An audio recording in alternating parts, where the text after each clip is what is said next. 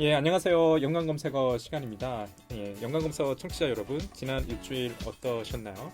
오늘 저희가 이제 녹음을 하고 있는데요. 오랜만에 화창한 날씨, 미세먼지 없는 날씨 속에서 이제 그 녹음을 하고 있습니다. 어제가 또 선거였거든요. 공교롭게도 선거였고 정권이 또 바뀌었습니다.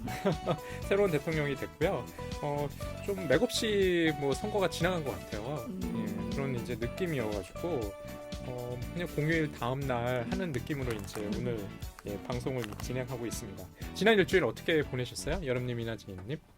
저 같은 경우에는 연휴였지만 나름의 바쁜 스케줄을 보내느라 마음도 몸도 바빠서 정신이 없었고, 그리고 또 하루 일정이 있고 또 선거날 때문에 쉬고 막 이렇게 해서 약간 어정쩡하게 껴가지고 이게 쉬는 건지 내가 공부를 하는 건지 일을 하는 건지 약간 알 수 없는 정신없는 상태로 보냈던 것 같아요. 그래서 선거일이 더 이렇게 와닿지 않고 휴일 같지도 않고 못 같지도 않고 중요하게 느껴지지 않았던 그런 날이었는데, 그런데 이상하게 그래도 선거날이라고 긴장했나 봐요. 저 선거 전날에 잠을 못 잤어요. 심지어 사전투표도 했거든요, 연휴 때. 근데 막 잠이 계속 안 오는 거예요. 막 계속 꿈에 막 계속 홍준표가 나와서 홍준표가 될까봐 막 자꾸 깨고 그래가지고 주변 사람들이 너 진짜 또라이 같다고 약간 그렇게 불안함에 보내다가 어제 드디어 결과가 나와서 약간 안정을 취하면서 잠이 결국 들었어요. 저는 어제 개표 방송도 제대로 안 봤거든요. 왜냐면 이미 출구조사 딱 보고 그 다음에 한 10시 정도 보고 한 12시 정도 띄엄띄엄 이제 봤어요. 뭐 맥없이 끝난 선거니까. 다만 이제 아까 얘기하셨던 이제 그 후보가 어느 정도 이제 투표율 할까가 이제 고심 간신거리였거든요. 근데 의외로 이제 20% 이상 나와가지고 우리 홍 후보님께서 조금 그건 좀 기분 나쁘더라고요. 맞아. 예, 우리 제이님은 어떠셨어요? 저도 뭐 연휴병이라고 해야 되나?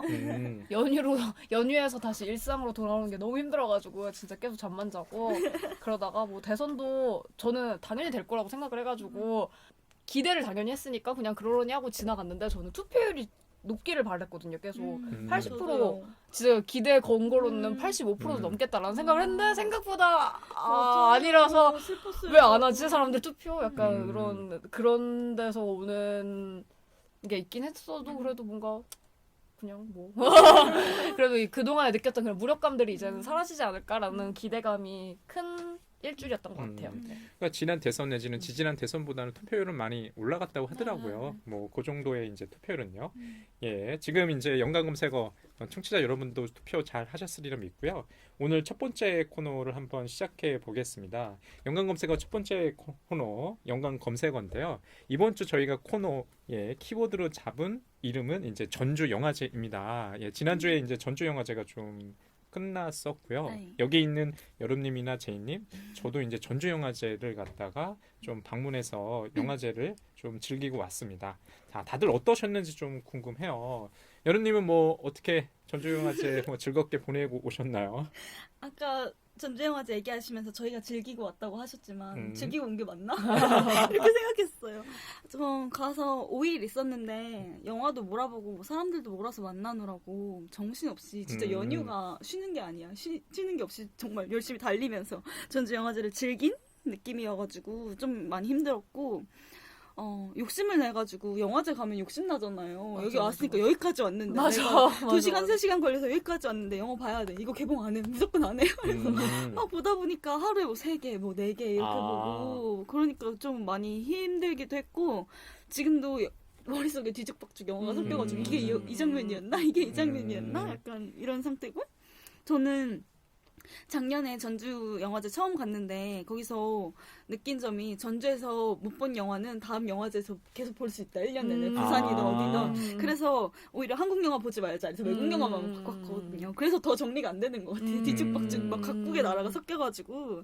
근데 저는 가서 총 13편의 영화를 굉장히 많이 보셨네요. 그렇구나. 네. 어떻게 제이님은 잘 갔다 오셨어요? 저도 잘 갔다 왔고, 저는 전주 영화제 좋아하는 이유 중에 하나가 먹을 거. 너무 맛있는 게 많아가지고 음. 저는 콩나물국밥도 진짜 좋아하고 거기 유명한 피순대 정말 좋아하고 아, 진짜 맛있어요.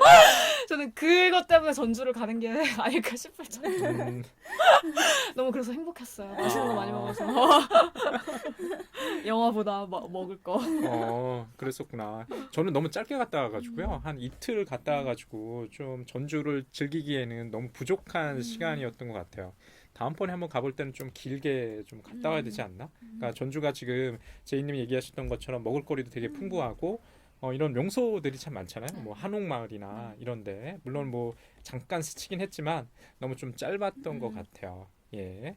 그러면 전주영화제 뭐 영화제 기간 동안 어떤 인상 깊었던 영화를 중심으로 좀 얘기를 해봐야 될 것 같아요. 각자 뭐 스케줄에 맞춰서 보신 영화들 어떠셨는지 간략하게 좀 얘기를 한번 해볼까요? 여름님은 뭐 인상 깊었던 영화가 뭐 있었나요? 저는 안드레이 콘찰로프스키 감독의 러시아 감독님이신데 이 감독님의 파라다이스라는 작품이 제일 좋았어요. 근데 이 영화가 홀로코스터에 대한 얘기인데 요즘 영화랑 좀 다르게 흑백으로 촬영되어서 그게 우선 되게 특별했고 이 영화에서는 홀로코스터의 가해자가 피해자이기도 하고 또 피해자가 가해자이기도 하는 그런 이중적인 구조를 가지고 있는 게 되게 재밌었어요. 근데 이걸 드러내는 방식이 인물의 인터뷰 형식을 차용하더라고요. 그래서 이걸 되게 중첩적으로 서사와 인터뷰를 막 계속 교차해서 드러내는 게 굉장히 재밌었고 이 영화는 정말 누가 봐도 아름답다 이렇게 말할 수 있을 정도로 미학적인 완성도가 너무 높아가지고 보면서 이게 정말 나의 가슴으로 와닿는구나 막 이렇게 했어요. 근데 이 영화 보고 나서 영화 자체에 대한 정보가 많이 없으니까 그리고 이 영화가 많이 상영되지 않았으니까 관객 평이 없잖아요. 그래서 왓챠는 시네필들이 모여있으니까 왓챠에 찾아봤어요. 그때 이런 걸 인생 영화라고 하나요? 막 이렇게 있는 거여서 내가 제대로 봤구나 막 이러면서 되게 기뻐했고 되게 흥미로웠던 건 이게 인터뷰 씬에서 사람이 이렇게 앉아있고 정면샷으로 촬영을 하고 그 사람은 그냥 질문에 대한 대답만 이렇게 해요. 근데 그 사람의 움직임이 전혀 없잖아요. 근데 그 인터뷰 씬이 제일 이 영화에서 생기가 넘치는 느낌을 받는 거예요. 그래서 그렇군요. 그게 왜지? 라고 생각을 했는데 이 영화에서 인터뷰 씬을 사용할 때 빛을 사용하는 거예요. 그래서 빛의 강약을 막 조절하면서 이 인물이 결국엔 인물들이 자신만의 파라다이스를 찾아 나서려는 내용인데 그 빛을 통해서 이 영화에서 제시하지 않지만 이들이 파라다이스를 갔구나 약간 이렇게 느껴지는 영화를 끌고 가는 힘이 오히려 서사 측면이 아니라 인터뷰 측면에 있어서 그 다른 영화랑 좀 다른 특별한 점이었던 것 같아요. 다시 한번 좀 얘기를 해주시겠어요? 그 러시아 누구 감독의 이름이 뭐죠? 안드레이 콘찰로프스키 감독의 파라다이스. 몇 년도작이에요? 올해 올해 이렇게. 네, 그렇구나. 네. 흑백 영화로 좀 독특하게 제작을 좀 했나 봐요. 네. 그렇구나. 제이님은 어떠셨어요? 어떤 영화 가장 인상 깊은 영화였나요? 저는 뭐 재밌게 본 영화는 아니고 그냥 에피소드 같은 건데 그냥 문득 근데 여름 씨가 말해가지고 생각난 건데 저는 이번에 전주국제영화제가 약간 결이 보인다고 해야 되나? 이 영화제의 특징이? 저도 그래요. 근데 흑백인 것도 그렇고 그러니까 과거를 다시 조우하려고 맞아요. 노력하는 듯한 느낌? 맞아요. 근데 저희가 같은 학교를 지금 공부를 하고 있는데 학교에서 배운 것 중에 하나가 그런 아카이브 형식의 영화들 예. 그런 게 되게 돋보였는데 약간 여름 씨가 말한 영화도 좀 그런 느낌인데 제가 본 영화들도 대부분이 그랬거든요. 저도 그래요? 공교롭게 저도 딱 이틀 가서 3편의 영화를 봤는데요. 한 편의 영화는 흑백 영화였어요. 아까 물론 이제 해고전 영화였긴 한데 지금 제이님 얘기하시는 것처럼 결이라고 표현하셨는데 전주영화제의 특징이 잘 이렇게 표출된 영화제 아니었나? 이번 영화제가 굉장히 성황리에 끝났다는 평가더라고요. 그렇구나. 근데 전주영화제 저는 전주영화제 처음 갔거든요. 그러니까 전주를 방문한 게 곰곰이 생각해 보니까 대학 때 한번 가보고 거의 한 10년이 넘어요. 그래서 이번에 갔을 때 좀 그것도 여행이라고 1박 2일인데 좀 설레긴 하더라고요. 내려갈 때. 저는 이제 후배랑 같이 갔는데 후배가 자기 잠을 못 잤다는 거예요. 그래? 그게 재앙이었어. 너무 설레서? 설레서. 귀여우시다. 그래서 다음날 너무 푹 주무셔가지고. 너무 잘 차려입고 왔더라고요. 정말 너무 신나셨네. 야, 그래서 내가 너무 좀 당황했어요. 양복 입고 오신 거 아니시죠? 내려갈 때 차를 가지고 갔는데 뭘 이렇게 잘 차려입고 갔니? 누굴 만나냐고. 연인을 만나는 듯 귀여우셔. 여행 가방 하나 딱 들고 그래서 좀 웃기다. 그랬어요. 저는 이제 그 영화를 좀 3편밖에 안 봐가지고 보고 싶은 영화를 봤다기보다는 그냥 스케줄에 맞춰서 한 이틀 전에 예매를 했고 가장 인기 없는 영화로 표가 남아있는 영화로 좀 예매를 했거든요. 그 중에 하나가 뭐 보리스 네만의 뭐 장례식이라는 영화가 한 편 있었고 뭐 시네마 퓨처라는 오스트리아의 2016년도인 다큐멘터리가 하나 있었고요. 또 7번째 동지라는 러시아 감독 알렉세이 게르만 감독의 영화가 한 편 있었어요. 저는 이 3편 중에 영화 중에 가장 좀 인상 깊었던 것은 7번째 동지라는 알렉세이 게르만 감독의 회고 전에 이제 한 편의 영화였거든요. 근데 이 영화가 저는 아무 기대 없이 봤는데 역시 영화는 아무 기대 없이 봐야 되는 게 맞아, 맞는 맞아. 것 같아요. 근데 인상 깊었어요. 왜냐하면 초반에 이제 그 씬들이 복도 씬들이 나오는데 사실 이 영화를 갖다가 다시 볼 수 있을까? 라는 좀 생각은 좀 그쵸. 들거든요. 이 영화에 대한 정보를 갖다 찾아보니까 정보가 뭐 네이버든 다음이든 좀 조회는 되긴 돼요. 왜냐하면 전주영화제에서 일종의 해고전을 한 영화로 이렇게 소개가 되는데 이 영화에 이제 복도씬이 인상 깊었던 이유가 롱테이크로 찍는데 롱테이크 카메라는 고정인데 외화면에서 내화면이라고 하는 인물들이 막 교차하면서 그 시대 상황을 갖다가 이제 인물들이 얘기하는 장면들이 압축적으로 이렇게 보여주거든요. 굉장히 좀 그게 인상 깊었어요. 왜냐하면 카메라는 고정되어 있는데 인물들이 교차하면서 나갔다 빠져나갔다 하면서 그 장면들의 어떤 활력을 보여주는 것 같아서 특히 이 영화의 배경이 이제 러시아의 11월 혁명이 배경이거든요. 그런데 그것들을 굉장히 길게 보여주는데 굉장히 인상 깊더라고요. 그러니까 장 르누아르의 이제 게임의 규칙에서 나오는 복도신 이후로 저는 굉장히 인상 깊게 좀 이 장면들을 봤던 것 같아요. 아까 뭐 제이님은 잠깐 뭐 그런 에피소드 얘기했는데 영화를 얘기를 안 했던 것 같아요. 근데 또 다른 얘기, 딴 얘기.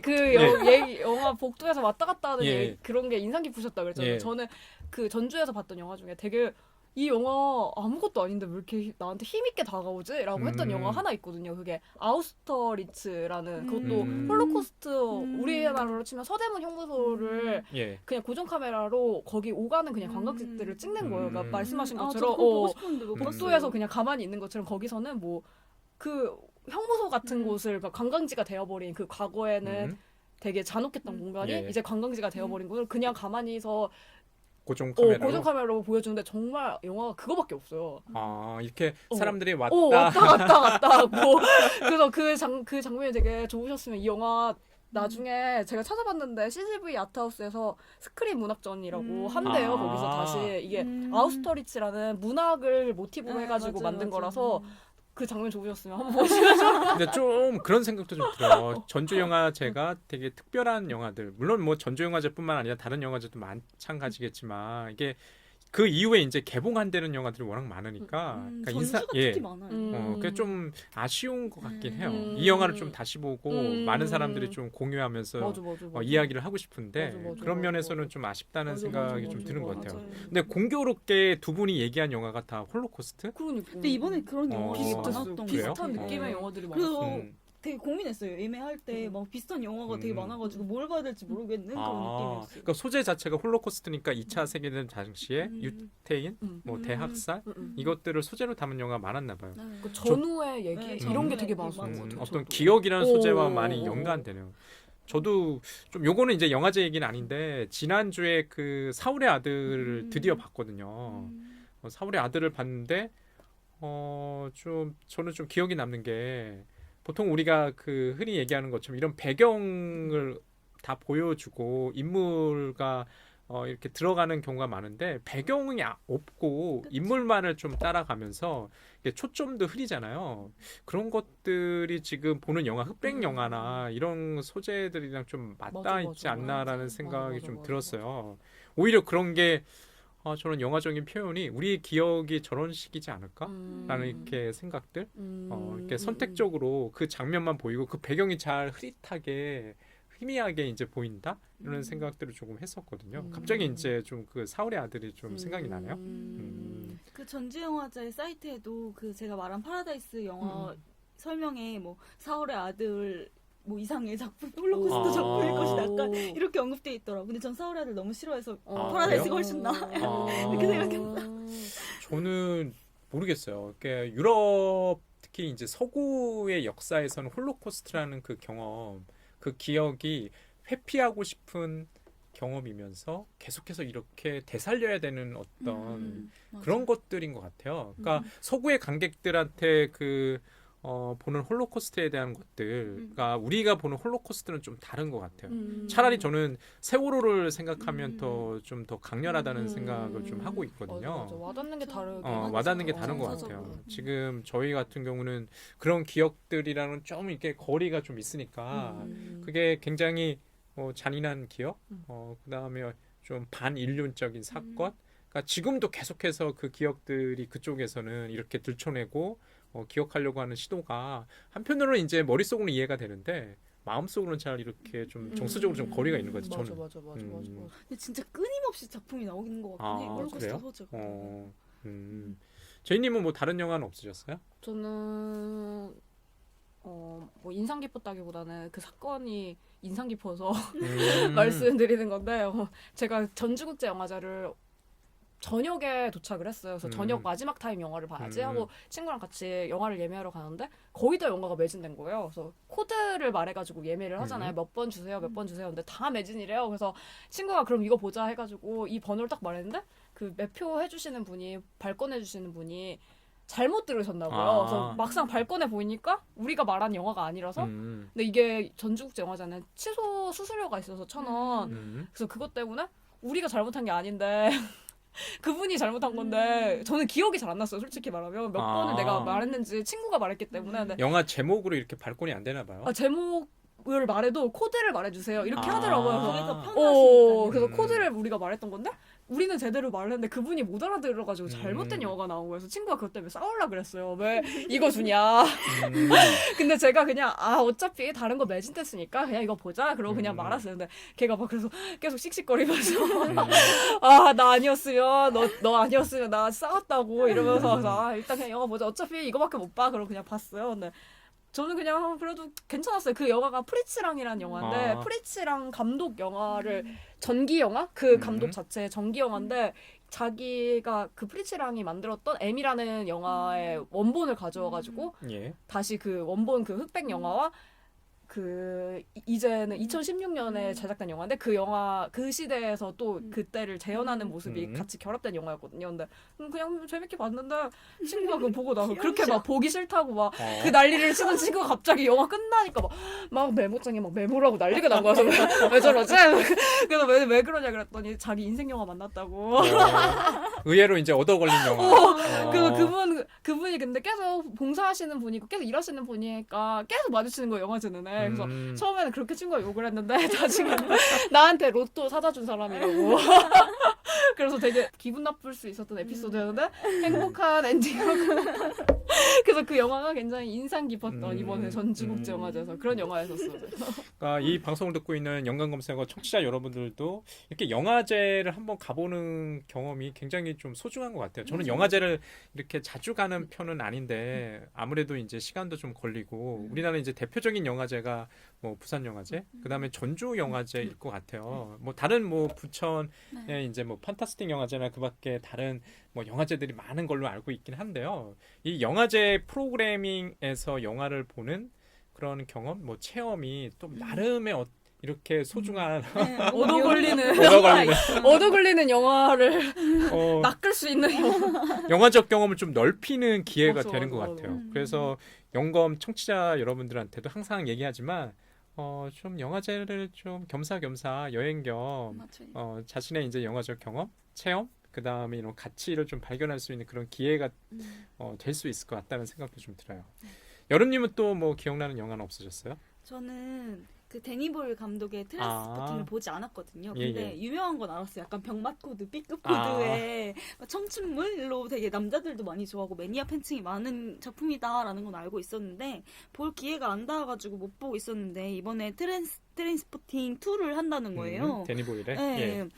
제목이 T2 이렇게 하고 트레인 스포팅 이렇게 돼 있더라고요. 그래서 처음에 T2가 뭔데 이렇게 인기가 많지? 근데 T2. 알고 보니까 그 영화더라고요. 그래서 내가 한번 봐볼까 했는데 되게 운 좋게 한석이 취소가 된 듯한 진짜 되게 명당 자리인데 한 자리만 남아있는 거예요. 그래서 봐야겠다. 괜히 하나 남아있으면 해야 될 것 같잖아요. 그래서 해가지고 봤어요. 근데 영화도 재밌고 약간 제 코드에 맞진 않았지만 그냥 괜찮다 뭐 재밌다 이렇게 하면 봤는데 영화를 보면서 이상하게 자꾸 소외감이 느껴지더라고요.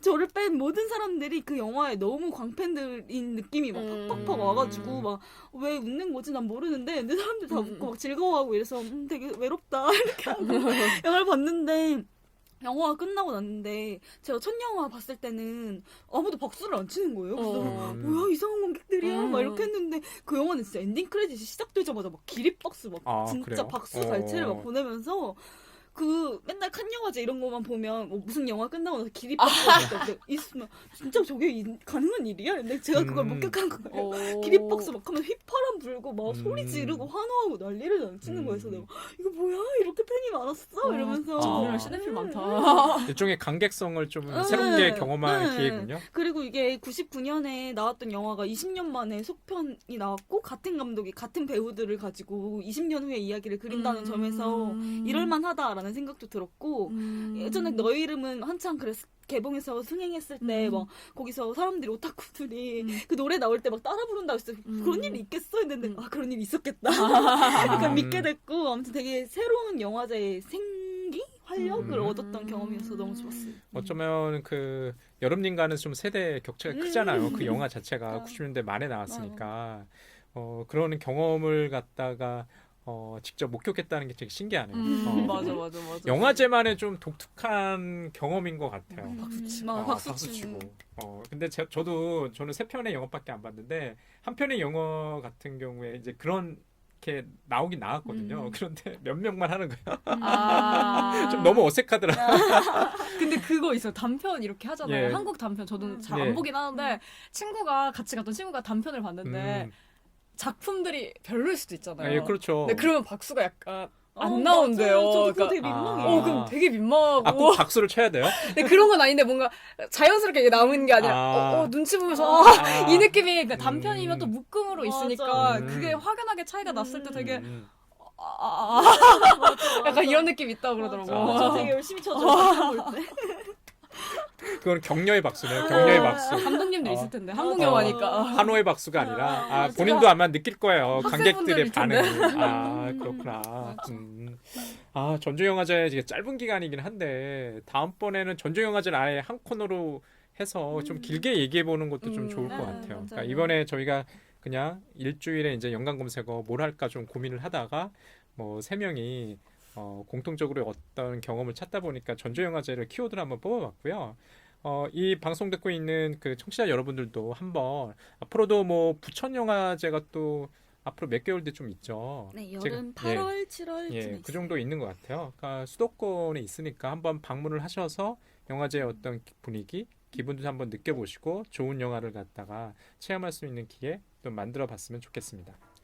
예, 연관 검색어 영상 해부학 시간입니다. 이번 주 저희가 영상 해부학 대상으로 삼은 영화는요, 웨스 앤더슨의 로얄 테넌바움입니다.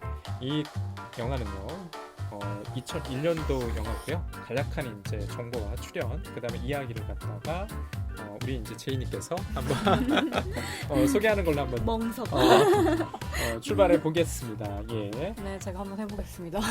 네, 로얄 테넌바움은 저는 이거 영화 처음 봤을 때 테넌바움가의 로얄이라는 얘긴가? 라는 생각을 했는데 아니라 주인공 이름이 로얄 테넌바움이고 로얄 테넌바움이 진 해크만이라는 배우가 연기를 했어요. 그래서 이 배우 로얄이 이혼 후에 그러니까 원래 변호사였는데 자격증을 박탈하고 나서 심지어 자격증 박탈과 동시에 가족들과 버림을 받으면서 호텔에서 혼자 살다가 외로움과 가난함에 시달리게 됩니다. 그래서 그는 다시 가족의 품 테넌바움가로 돌아가기 위해서 암에 걸렸다고 거짓말을 하게 됩니다.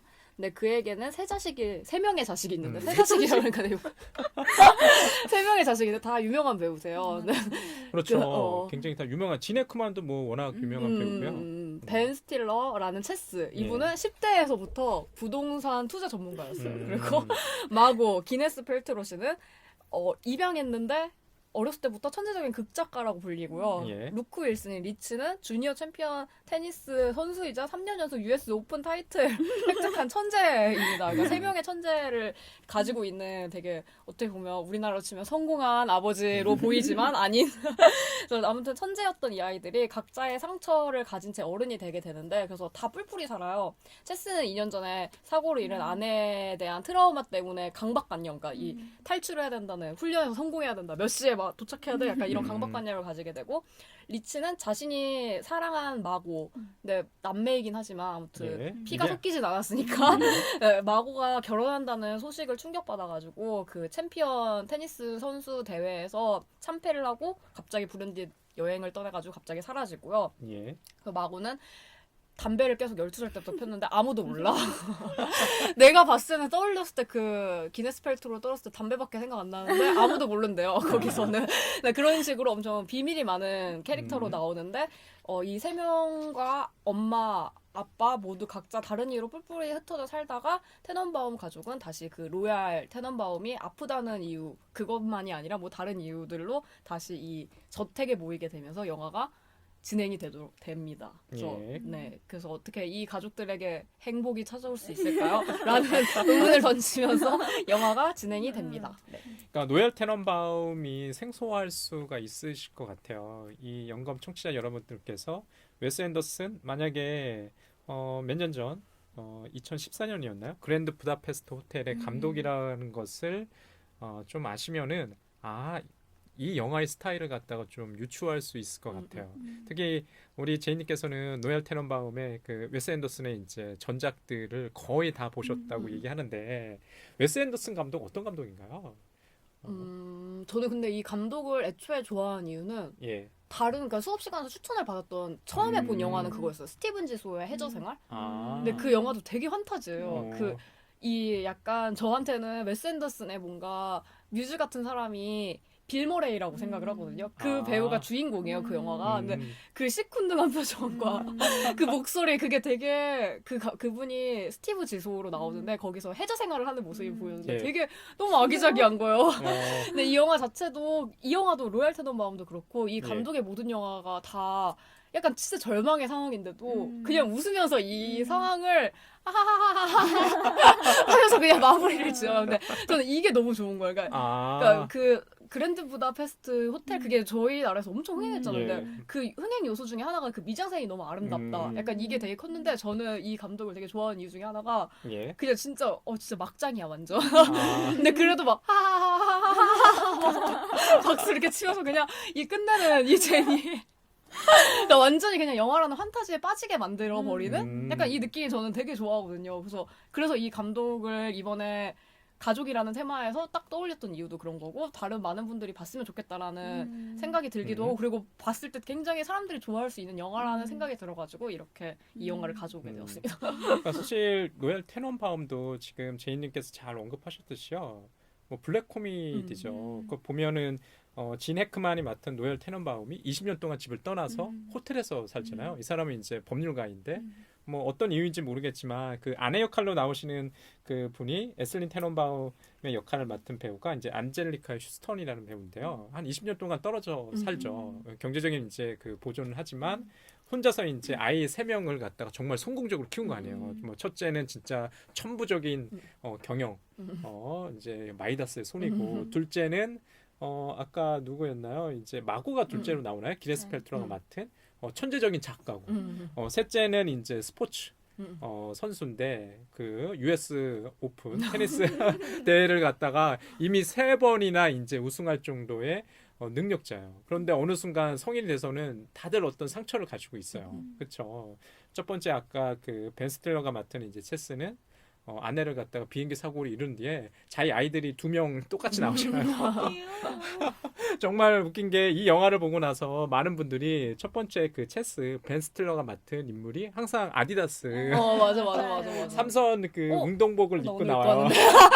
입고 빨간색 운동복만 입고 나오잖아요. 그게 너무나 이제 각인되어서 그렇게 나오고 둘째인 이제 그 기네스 펠트로가 맡은 이제 마고는 굉장히 이제 사생활이 이제 신비스러운 인물, 꼴초인데다가 바람도 피고 게다가 이제 그 셋째인 예, 니츠와는 조금 묘한 이제 분위기, 약간 근친 그런 것들도 이제 나오게 되는데 우리 제이님께서 얘기하시는 것처럼 그것들을 갖다가 너무 심각하게 받아들이지 않아요. 좀 거리를 띄워가지고 희극처럼 이렇게 보여주거든요. 그런 게 이 영화의 좀 매력 아닌가라는 생각도 좀 드네요. 여름님은 좀 어떠셨어요?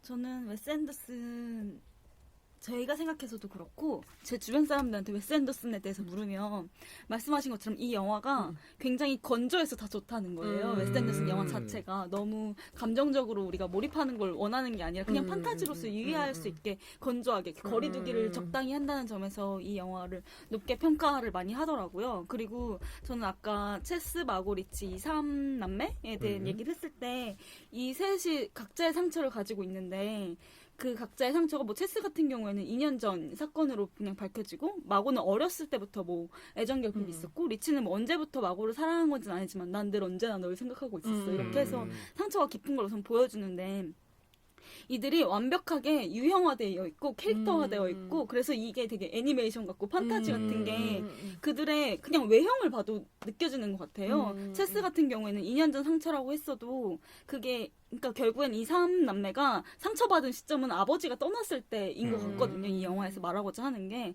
그래서 체스는 2년 전 상처임에도 불구하고 어렸을 때 입을 법한 그 새빨간 추리닝을 입고 있고 마고 같은 경우에는 그렇게 판무파탈적 이미지면 원래는 약간 섹슈얼한 그런 느낌이어야 되는데 되게 알록달록한 되게 어린이들이 입을 만한 색상의 옷을 입고 똑단발 머리를 하고 그렇게 있는 모습이 좀 그렇게 달랐고 리치 같은 경우에도 테니스를 그만뒀는데도 불구하고 그 테니스 계속 뛰두르고 그 캐릭터에 굳어 있잖아요.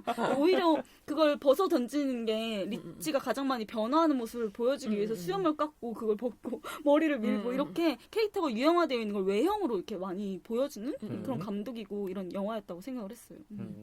그러니까 노현 테넌바움이 그 캐릭터들이 미워할 수 없는 것 같아요. 여기 나오는 모든 캐릭터들이 심지어는 이제 그 아버지 역할로 나오는 지네크만이 맡은 노엘 테넌바움 20년 동안 떨어져 있으면 갑자기 20년이 지나서 미안하다 얘들아 이렇게 돌아온다는 설정 자체가 너무 좀 이상하거든요.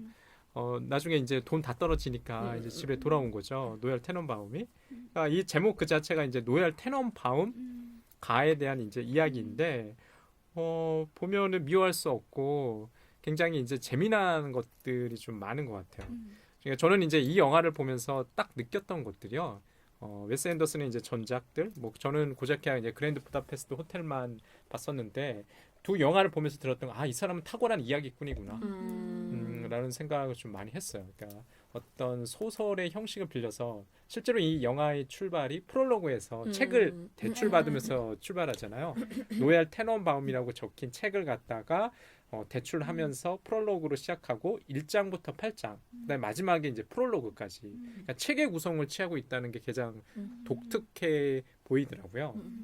저는 그 책의 구성 때문에 이 영화가 판타지가 구축이 된다는 생각이 드는 게 되게 그런 게 명확하게 드러난다고 해야 되나? 그러니까 얘한테 이런 일이 있었어요 라고 하고 바로 그거를 증명할 수 있는 물건들을 보여주더라고요. 소품. 예를 들어서 그 리치가 테니스 선수였는데 상을 받았어요. 그러면 그 다음에 바로 이거 트로피 보여준다던가 아니면 뭐 마고가 극작가 책을 냈었어요. 그럼 그 책을 딱 보여준다던가 이런 식으로 이게 사료가 절대 아닌데 그러니까 원작도 없고 실화도 아닌데도 사료가 없는데 마치 이게 사료를 기반으로 하는 영화인 듯한 환상 약간 이러니까 완전히 이게 되게 뭐라고 하지? 진짜 말도 안 되는 판타지인데 뭐 10대 어떻게 부동산 전문가야? 약간 이런데도 불구하고 우리가 그냥 이 영화를 보면서 맞아 맞는 것 같아. 약간 이렇게 납득이 가는 이유 중에 하나가 그런 것 같아가지고 되게 이런 걸 잘 활용하는 것 같아요. 그리고 그런 걸로 해가지고 뭐 과거와의 조라는 것도 되게 쉽게 가고 그러니까 그 맞아. 물건 하나로 옛날로 다시 돌아가다가 다시 현재로 돌아오고 약간 이런 이동의 수단으로 선택하기도 하고 해가지고 되게 이런 거를 잘 구축하고 그러니까 자기만의 세계라고 해야 되나? 자기만의 하나의 행성 그거를 잘 만들어내는 능력을 가지고 있다는 생각을 많이 했던 것 같아요. 네. 저도 좀 그런 생각들을 좀 들었어요. 그러니까 처음에 이 영화를 보고 나서는 이 영화가 왜 재밌을까? 아마 이 영화를 보신 관객이나 앞으로 보게 되실 영검 청취자 여러분들께서는 그런 생각 들 수 있을 거죠. 이 영화 굉장히 재밌어요. 근데 어디에서 이 재미가 올까라는 생각들을 많이 가졌거든요. 일단은 아까 뭐 제이님께서는 뭐 블랙 코미디 같다라는 이제 언급 내지는 비슷한 얘기를 하셨는데 저도 좀 그런 생각들을 들었거든요. 이게 저는 기본적으로 이야기를 좀 해주는 방식에서 그런 게 있는 것 같아요. 그랜드 부다페스트 호텔도 그렇고 노열 테넌바움도 그렇고 이야기를 누군가 들려주죠. 이 이야기 지금 목소리로 나온 이제 배우도 제가 알기로는 알렉 볼드윈, 맞아요. 예, 알렉 볼드윈이 이제 나레이션을 하거든요. 마치 할아버지 할머니들이 그 손주들 이제 앉혀놓고 앞으로 재미난 이야기를 이제 들려주게 동화를 들려준다는 느낌이에요. 동화. 예, 그런 게 좀 있지 않을까라도 싶어요. 저도 이 영화 찾아보면서 웨스 앤더슨이 인터뷰한 거 찾아봤는데 이 책이 소설의 형식을 띠고 있잖아요. 그래서 이걸 왜 했냐라고 물어보니까 자기는 소설을 원작으로 한 영화를 만드는 게 아니라 영화 한 편이 소설 자체가 되는 그런 작품을 만들고 싶다라고 얘기를 했다고 하더라고요. 근데 저도 거기에 공감을 했고 이 영화가 정말 동화 같다는 생각을 한 게 이 블랙 코미디 같은 잔혹함의 과잉이 분명히 있는데 그걸 거리두기를 통해서 그냥 환상성으로 이렇게 묻는 거잖아요. 그게 되게 동화의 형식이랑 그게 비슷하다고 생각이 들었어요. 저희가 일상생활에서 보는 아름다운 신데렐라 이야기, 미운 오리 새끼 막 이런 것도 굉장히 원작 동화를 보면 정말 잔혹한 얘기가 많고 막 현실적인 모티브도 많고 막 성적 모티브 이런 것도 굉장히 많은데 어린아이들 재밌게 읽잖아요. 근데 디즈니 막 즐거운 애니메이션을 보고 이것처럼 되게 환상성으로 이걸 모든 걸 묻고 있다는 생각이 들더라고요. 그래서 이 영화가 동화 같다는 생각이 들었으니까 제가 약간 알고 있는 동화에 대해서 약간 소개를 하는 약간 원나가는 시간 준비하면서 약간 좀 생각해 봤는데 우선 저는 동화에서 제일 끔찍하다고 생각하는 게 분홍신이라는 작품이에요. 저도 그래요. 저도 너무 잔인해요. 그게 정말 불구들을 신고 죽을 때까지 춤을 춰야 하는 그런 모티브인데 그 결국엔 그 신발이라는 모티브가 굉장히 서양에서는 성적인 모티브를 가지고 있어서 결국엔 죽을 때까지 성적 착취를 당하는 약간 이런 내용이 숨겨져 있다고 해요. 그래서 그게 제일 끔찍했고 그리고 인어공주 같은 경우에도 막 사랑도 못 받고 물거품이 돼서 사라져버리고 이런 현상도 그렇지만 미츠의 이분법이 엄청 명확하게 작동한다는 점에서 되게 위험성을 가지고 있는 작품이라고 많이 평을 받더라고요. 그리고 푸른 수염 같은 경우에도 진짜 엄청나게 끔찍한 성폭행의 가해자가 아무렇지 않게 동화에 등장하잖아요. 그것도 되게 문제가 되는 것 같고 늑대가 등장해서 소녀를 삼켜버리는 그런 빨간 망토의 모티브 그런 것도 그렇고 그 잠자는 숲속의 공주에도 그 우리가 보는 짧은 동화에 나타나지 않지만 그게 엄청난 식인의 모티브와 근친상간의 모티브가 굉장히 숨겨져 있더라고요. 그리고 그 미녀와 야수 같은 경우에 이번에 영화로도 되게 흥행했는데 거기서는 막 진짜로 야수에 대한 사랑을 깨닫고 막 성으로 다시 돌아가는 내용이잖아요. 근데 원작 동화에서는 거기서 빠져나와가지고 막 봤는데 그 미녀가 2명의 언니가 있는데 2명의 언니의 결혼 생활이 진짜 불행한 걸 목격하는 거예요. 그래서 그걸 보고 야수를 찾아가거든요. 그럼 약간 진짜 현실적인 말도 안 되는 그런 상황이 담겨져 있고 그 헨젤과 그레텔 같은 경우에도 결국엔 부모가 아이를 유기한 상황이었고 그리고 약간 이렇게 계속 먹는 욕망이 나오거든요. 음식을 떨어뜨리는 것, 그리고 거기서 먹여서 살찌우는 것, 이런 게 다 구순 욕망을 상징하는 모티브로서 되게 프로이트적인 동화라고 많이 평을 받더라고요. 그거랑 가정 자체도 존재와 부재가 막 뒤섞여 있는 로얄 테넌바움과 같은 그런 얘기가 되게 담겨 있는데 그걸 환상성으로 묶은 얘기가 있고, 그리고 신데렐라 같은 경우에도 그 딱 맞는 구두가 여성의 전족의 모티브가 담겨져 있어가지고 그 여성의 구속과 차별이 어쩔 수 없이 그걸 거부하지만 우리가 환상성으로 그걸 가지고 갈 수밖에 없는 여성의 안 좋은 상황들을 다 내포하고 있다라는 얘기가 많이 들리고요. 그 피노키오 같은 경우에도 말을 하고 의사 표현을 할 수 있지만 사회적 생산 기능과 기여가 불가능한 약간 그리고 또 고래의 뱃속에서 또 다시 사람으로 재탄생하는 그런 과정이 있고 저는 제일 재밌었던 게 미운 오리 새끼였는데 미운 오리 새끼가 동화에서 처음으로 자살의 모티브가 등장하는 거예요. 그리고 거기서 퀴어라는 표현이 되게 많이 사용되는데 그게 다 번역되고 사용되는 의미가 이상한인 거죠. 그래서 동성애가 담겨져 있는 얘기라고 하더라고요. 근데 저는 이거 나중에 알았을 때 너무 오, 충격적이었거든요. 진짜 생각도 못했어. 네, 이게 동화가 뭐든 이런 환상성, 오. 이런 슬픈 얘기들 다 이렇게 묶어냈는데 웨스 앤더슨의 작품을 보면 저는 맞아. 그렇다는 느낌을 되게 많이 받아서 이 웨스 앤더슨이 아까 말한 것처럼 한 편의 소설 작품이 되는 영화를 만들고 싶다 했으면 자기는 제2의 그림 형제가 되고 싶은 게 아닌가라는 생각이 많이 들었어요. 그러니까 노엘 테넌바움 자체가 보면 굉장히 좀 원작을 소설을 각색을 해서 시나리오로 만든 영화는 종종 있잖아요.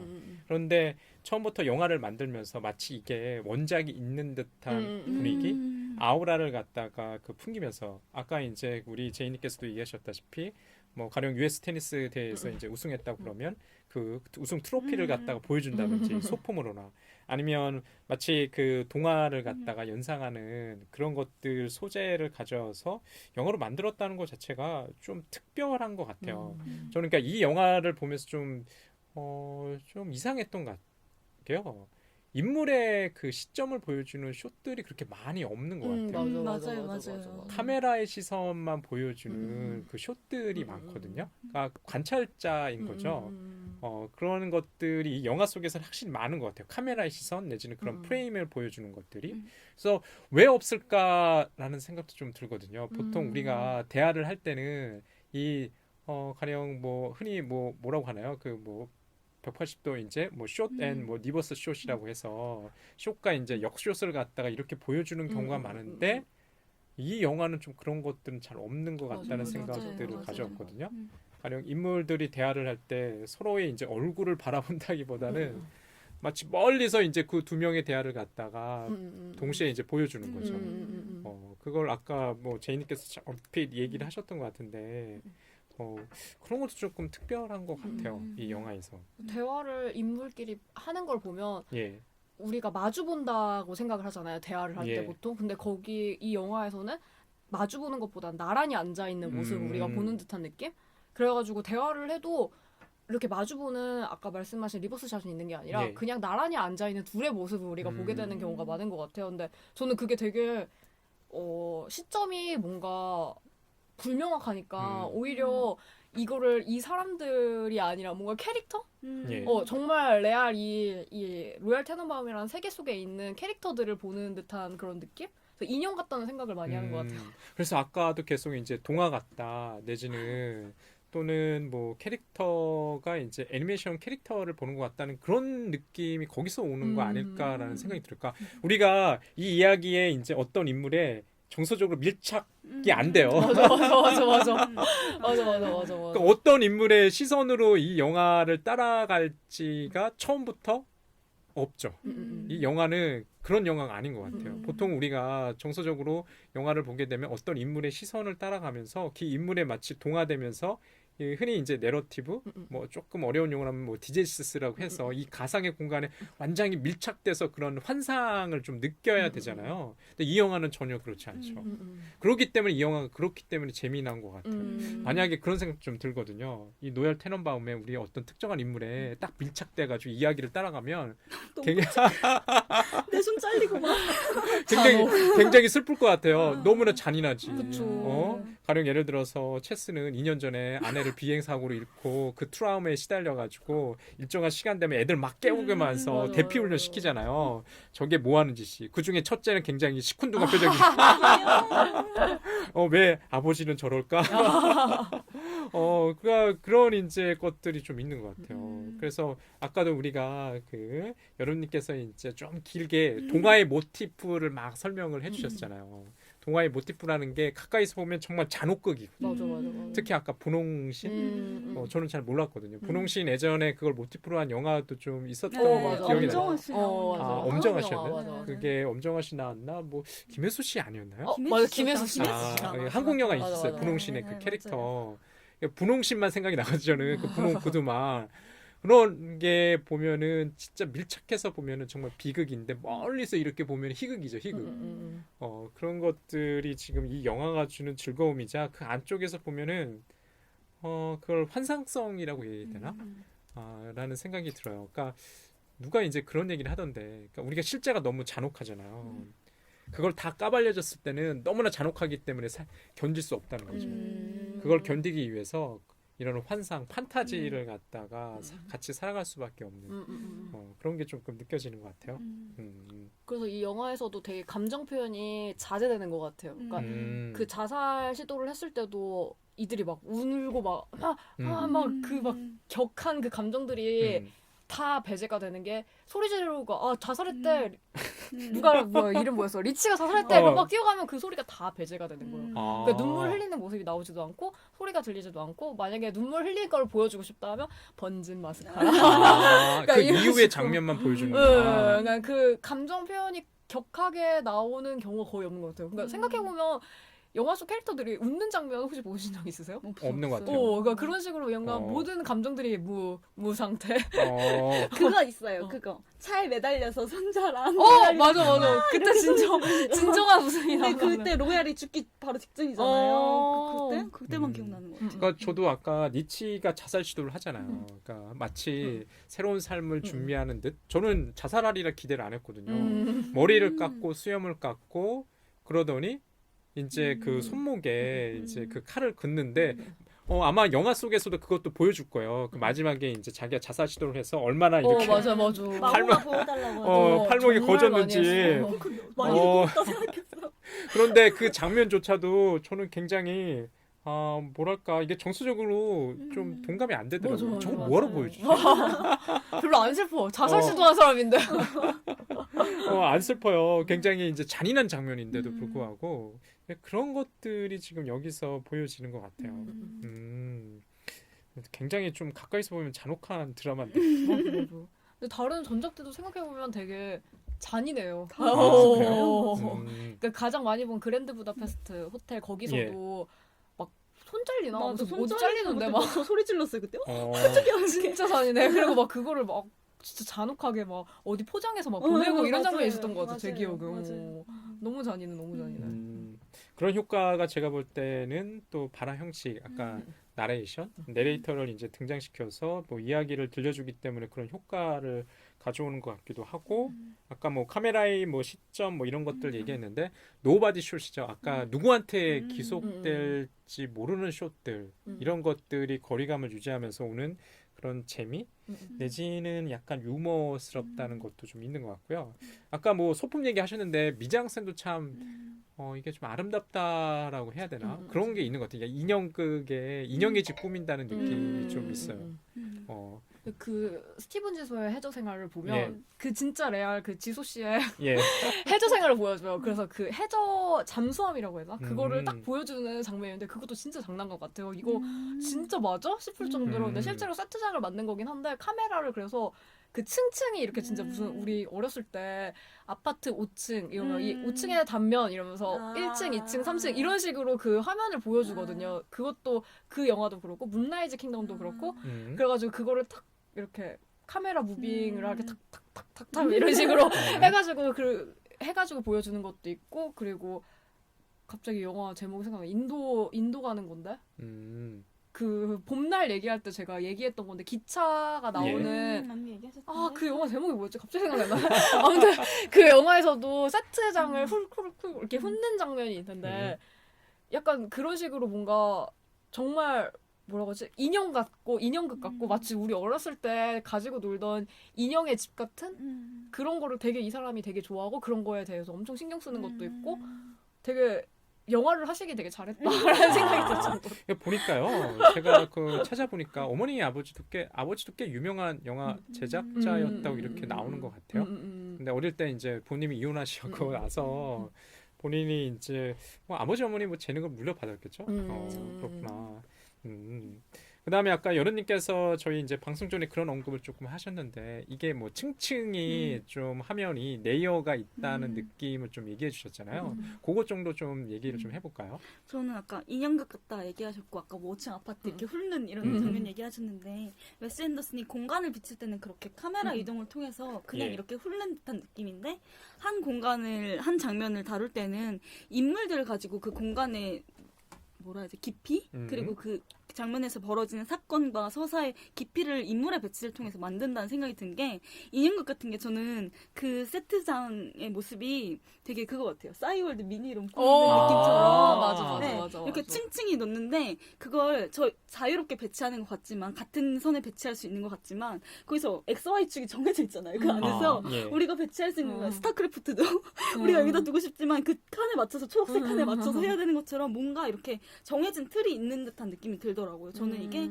되게 두드러진 게 로얄이 자기 암이라고 거짓말치고 방에 이렇게 병원에서 가지고 온 기구들만 이렇게 두고 이렇게 누워 있어요. 근데 헨리가 와가지고 암 아니지 이렇게 밝히는 그 장면에서 가족들이 막 모이거든요. 예. 그래서 헨리가 아니라 로얄의 시점에서 그 가족들이 모인 장면을 이렇게 보는 장면이 있어요. 그게 저는 인물의 시점이 드러나는 장면이어서 그게 좀 처음에 이런 게 있네? 라고 했는데 보니까 진짜 인물들의 그냥 일렬로 쭉 써서 이렇게 봐도 되는데 정말 위치가 다 다르고 계속 아버지의 사랑을 갈구했던 마고가 저 멀리 문 앞에 이렇게 있는 거예요. 그걸 보면서 인물들 간의 깊이를 그렇게 인물들의 거리감을 통해서 이렇게 배치시키고 있고 그래서 제이님이 말한 것처럼 이렇게 나란히 앉는 그 장면도 영화의 후반부에서 갑자기 더 두드러진다는 느낌을 받더라고요. 그 사람들이 정말 통합된 관계가 되면서 정말 가족으로서 하나의 집단을 이루면서 갑자기 나란히 앉아서 갑자기 갈등이 없어지고 화해를 시작할 때 이렇게 나란히 앉는 장면이 있더라고요. 그 전에는 나란히 앉아도 이렇게 한 사람이 꼭 이렇게 앞쪽에 이렇게 나와 있어요. 약간 이렇게 onn나가 있는 레이어가 다른 느낌이었는데 하나의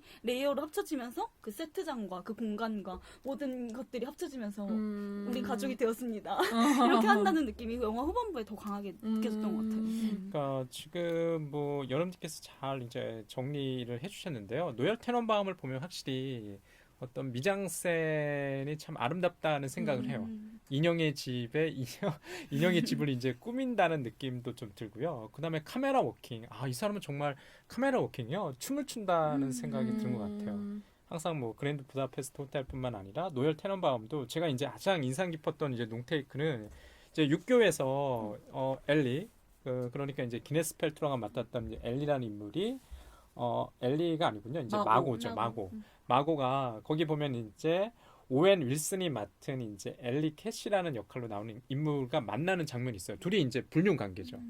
불륜 관계예요. 오랫동안 불륜 관계인데 육교에서 만나는 장면을 보면 굉장히 놀랍다고 생각했던 게 처음에 저 위에서 이제 엘리가 이제 다가오는 장면을 찍고 카메라가 이제 패닝을 하면서 왼쪽에 있는 또 엘리가 다가오는 장면을 찍고 다시 또 카메라가 돌아가서 엘리만을 비추는데 밖에서 마고가 들어오고 둘이 대화하는 장면을 비추다가 갑자기 카메라가 이동하면서 저기 옥상에서 엘리와 마고가 이제 만나는 장면을 찍는 사진 인물, 홍신소 인물이죠. 그 인물을 찍어줘요. 그런데 굉장히 좀 놀라웠던 장면이었어요. 왜 커팅을 안 하고 계속 카메라의 어떤 이동, 시선을 통해서 그 전체적인 장면을 보여주면서 그 다음 장면으로 넘어가죠. 그런데 저는 이제 그걸 보면서 이 사람은 굉장히 이야기도 잘 이렇게 좀 재능 있는데 이걸 잘 보여주기도 한다라는 느낌이 좀 들었어요. 근데 저는 그 춤이 되게 즉흥적인, 그러니까 재즈 같은 춤이 아니라 다 저도요. 정해져 있는 춤인 것 저도 같아요. 그런 것 같아요. 그러니까 뭔가 이렇게 추는 춤이야라고 1번, 2번, 3번 이걸 딱딱딱 정해서 움직이는 듯한 춤? 그거 분명히 맞는 것 같아요. 왜냐하면 제가 찾아보니까 웨스 앤더슨이 그 애드립이나 이런 걸 굉장히 싫어한대요. 본인은 잘 짜여진 각본대로 연기해주길 원한다. 그 얘기는 지금 제인님께서 얘기하셨던 것처럼 이미 카메라 워킹 이런 것들이 다 이제 약속이 되어 있고 거기에 따라서 배우들이 들어갔다 나왔다 이런 것들이 이제 발생하길 원하는 거죠.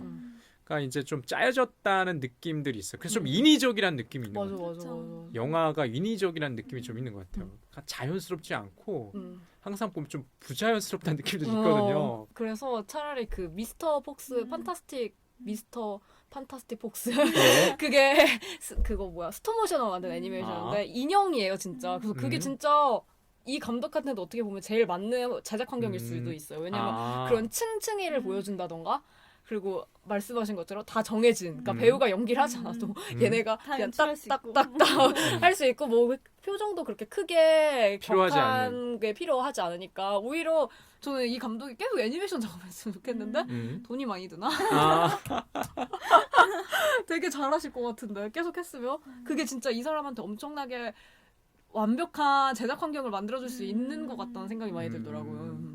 그런 면에서 좀 그런 것도 같아요. 지금 우리가 계속 이제 노엘 테넌바움 얘기하면서 배우에 대해서 얘기하기보다는 감독을 맞아, 중심으로 맞아, 계속 맞아, 얘기를 맞아, 하잖아요. 맞아. 이 사람의 어떤 카메라 스타일이라든지 그 미장센 스타일에 대해서 얘기하고 있는데 이 웨스 앤더슨이 분명히 탁월한 이야기꾼이면서 굉장히 이제 카메라 워킹이라든지 이런 롱테이크를 잘 쓰는 감독이긴 한데 어떤 면에서는 너무 좀 인위적이다. 잘 짜여져 있다. 연극적이다라는 생각이 좀 들어요. 그래서 이렇게 계속해서 얘기하다 보니까 분명히 웨스 앤더슨의 팬들이 그런 걸 좋아하시는 분들 많겠죠. 네, 맞아요. 그렇게 잘 짜여진 어떤 그런 선 속에서 움직이는 인물들 아니면 아까 얘기했던 스톱모션 애니메이션처럼 움직이는 인물들 어떻게 보면 좀 아쉽다는 생각도 들어요. 좀 너무 규격화되어 있지 않나? 근데 되게 저는 이 감독의 영화에 자주 등장하는 그 리치로 나온 루크 윌슨 씨도 진짜 초기작부터 나오시거든요. 그래. 근데 이분보다 저는 빌 머레이 씨가 아, 너무너무 최적화가 된 것 같아요. 어. 너무 그 시큰둥한 표정과 그 심술 맞은 듯한 아무 생각 없어 보이는 그 표정? 그러니까 그게 너무 그러니까 물론 그분은 연기하신 걸 수도 있는데 되게 뭔가 되게 잘 어울려요. 그러니까 이런 판타지스러운 환경 속에 되게 되게 캐릭터 같고 되게 만화에 나오는 그림 같은 생각이 많이 들어서 이 배우가 정말 이 웨스 앤더슨과 뗄 수 없는 배우가 아닐까? 이 영화에서는 되게 작은 역할로 나오긴 하지만 되게 그래서 차라리 그런 배우들이 차라리 많으면 괜찮은데 뭐 기네스 펠트로도 잘 모르겠고 그러니까 다른 분들은 그러니까 약간 그런 느낌은 안 나긴 하는데 그래도 이 최적화가 된 그래도 배우가 있는 것 같아요.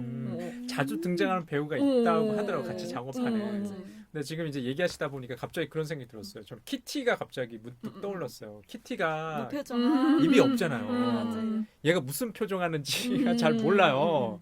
그 보는 사람의 어떤 시선, 감정 상태에 따라서 달리 보인다는 거예요. 맞아. 갑자기 이제 어떤 생각이 들었냐면 웨스 앤더슨의 영화에 나오는 인물들, 캐릭터들이 약간 박제되어 있다는 느낌이 좀 있는 것 같아요. 저 사람은 무표정한데 맞아. 제가 그 영화를 보는 관객이 어떻게 보느냐에 따라서 굉장히 좀 다른 이제 감정을 투사해서 보지 않나라는 지금 갑자기 문득 그런 생각이 들었어요. 저 키티 같은 인물을 봤는데 입이 없어. 입이 없어. 그런 이제 생각이 갑자기 들었네요. 저는 지금 또 얘기하면서 생각난 건데 제가 동화 얘기했잖아요. 예. 그래서 저는 이 웨스 앤더슨의 작품을 보면 동화를 보는 것 같은데 책 동화 말고 이북 동화 보는 것 같아요. 그래서 이렇게 화면이 있고 제가 인물을 누르면 말해요. 탐업창처럼 네. 이렇게 튀어나오는. 맞아. 말하고 이렇게 맞아. 넘기면 이게 화면이 맞아, 움직이면서 맞아, 이런 맞아. 약간 이런 그런 느낌이 갑자기 드는 것 같다 생각이 들었고 음. 그리고 그거 아세요? 인터넷에서 하는 프레젠테이션 프로그램 있잖아요. 프레지. 예. 약간 아까 카메라 애니메이션 네, 효과가. 춤을 추다 그러네. 갑자기 프레지가 비슷하다. 확 생각나더라고요. 비슷하다. 그것도 진짜 엄청나게 기획해서 만든 거잖아요. 그 움직임. 들어갔다. 그 약간 PPT 프레젠테이션 프로그램이 발전했듯이 맞아. 뭔가 신대륙의 개척가 메스 앤더슨 약간 이런 생각도 드네요. 맞아. 기존의 다른 전환법과는 다른 애니메이션? 그러니까 지금 아까 그 얘기 프레지 얘기 하시니까 처음에 이제 이 영화를 봤을 때 카메라 워킹이 굉장히 현란하다는 생각이 든 것 중에 하나도 그런 것들이었어요. 주민 됐다가 맞아, 다시 맞아. 빠지고. 맞아.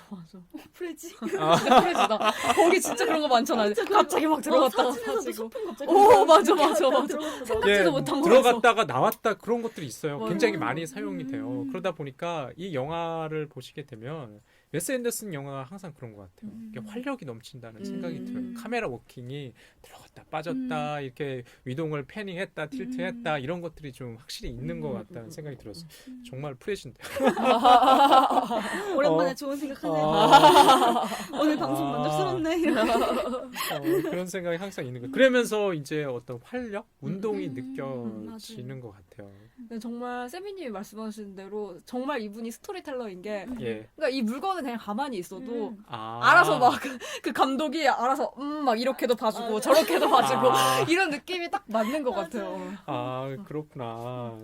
좀 곰곰이 생각해 보니까 이 영화의 활력이 어디 있을까 그런 것도 좀 궁금했거든요. 그러니까 저는 항상 이제 영화를 보면서 그 질문을 좀 던져보려고 좀 노력하는 편이거든요. 근데 질문이라는 게 내가 이해되지 않는 거. 아니면은 왜 이 영화는 재밌을까? 그러니까 보면은 좀 정리가 되는 것 같아요. 저는. 그러니까 크게 아까 얘기한 것처럼 어떤 스토리텔링을 할 때 스토리텔러로서 어떤 나레이터가 등장한다든지 뭐 롱테이크라든지 어떤 미장센 이런 특징들이 이 영화의 어떤 재미, 묘미를 갖다가 이렇게 던지는 요소구나라는 것들 생각이 좀 드는 것 같아요. 그러니까 웨스 앤더슨 영화 보시면서 계속 그런 생각을 하고 보시면 좀 재미날 것 같아요. 이 영화가 왜 재밌지? 왜 이렇게 빠져들지? 그런 거 있잖아요. 그 흔히 이제 관객한테 어떤 효과를 던지는 게 있거든요. 그 효과가 어디에서 올까? 그런 면에서 좀 정형화돼 있다는 생각 좀 드는 게 좀 아쉬운 것 같아요. 이 이제 감독이 좀 변화를 갖다가 좀 추구하는 감독이라면 좀 색깔을 좀 조금씩이라도 계속 바꿀 텐데 변하지 않은 것 같다는 느낌이 맞아. 좀 있거든요. 왜냐하면 거의 노엘 그대로야. 테넌바움이 2001년도 작품인데요. 아까 제가 자주 언급했던 그랜드 부다페스트도 2014년이거든요. 거의 비슷하죠. 예, 그건 이제 10년 동안 이렇게 좀 시간적인 이제 간격을 뒀는데 별반 어떤 스타일적인 면에선 차이는 없는 것 같다는 생각이 좀 들거든요. 근데 진짜 한국에서 그랜드 부다페스트 흥행했을 때 되게 놀랐는데 이게 약간 다양성 영화니까 이 영화를 왜 이렇게 좋아하는 거야? 우리나라 관객들은 이러지 않는데? 약간 이렇게 생각했는데 재밌었던 게 그랜드 부다페스트에 되게 영상미도 아름답고 그 호텔 광경이나 이런 거 다 아름답게 그려지잖아요. 근데 그런 스튜디오가 있는 거 아세요? 그런 어떤 스튜디오? 사진 아. 스튜디오가 그랜드 부다페스트에 나오는 장면을 우리나라에? 응. 미국도 아니고? 이게 뭐야? 어디지? 경희대인가 홍대인가? 아, 아무튼 이런 진짜? 대학가 주변에 그러니까 여자 아니 또래들끼리 세팅을 네, 완전히 이렇게 사진 촬영 스튜디오에서 많이 하잖아요. 막 셀프 스튜디오 이런 데 가서 와 그래서, 진짜 이게 많다. 그래서 그렇게 해놓고 그랜드 부다페스트에 나오는 그 과자? 맞아. 뭐죠? 맨델스인가? 뭐. 그런 막 상자가 막 쌓여있는 그 둘이 이렇게 거기서 이렇게 마주보면서 사랑을 확인하는 장면 있잖아요. 그런 것도 다 재현해놔서 여자분들이 거기 막 예약해가지고 단체로 해가지고 막 이런 거 되게 유니버설 많아요. 스튜디오 아니야? 정말 너무 놀라운 거예요. 진짜 놀랍다. 그래서 이런 세트랑 이런 걸 진짜 너무 아름답다고 진짜 신기하다. 생각했구나 이렇게 했고 진짜 신기하다. 그 맨델스 그대로 재현해서 진짜 파는 신기하다. 샵도 막 생기고 그랬어요. 와 진짜 네. 신기하다. 지금은 없어진 것 같은데 그 영화가 한참 흥행했을 때 되게 유명한 번화가에서 그런 거 팔았거든요. 이 영화의 인기가 진짜 대단하구나. 아시나? 웨스 앤더슨.